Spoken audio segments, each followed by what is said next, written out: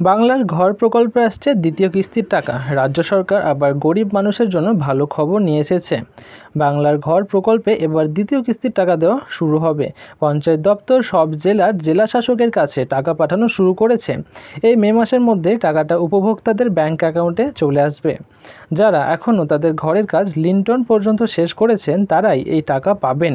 মোট 8 লাখ উপভোক্তা এই টাকা পাবেন, যারা এখনও লিন্টন পর্যন্ত কাজ শেষ করতে পেরেছেন।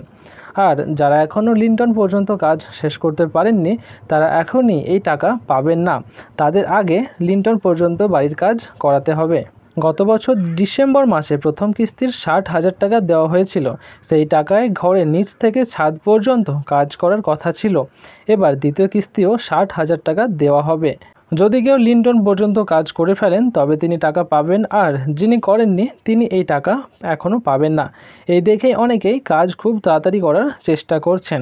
মুখ্যমন্ত্রী মমতা বন্দ্যোপাধ্যায়ের সরকার এই পুরো প্রকল্প চালাচ্ছে রাজ্যের টাকায়। একজনকে মোট 1,20,000 টাকা দেওয়া হচ্ছে ঘর তৈরির জন্য।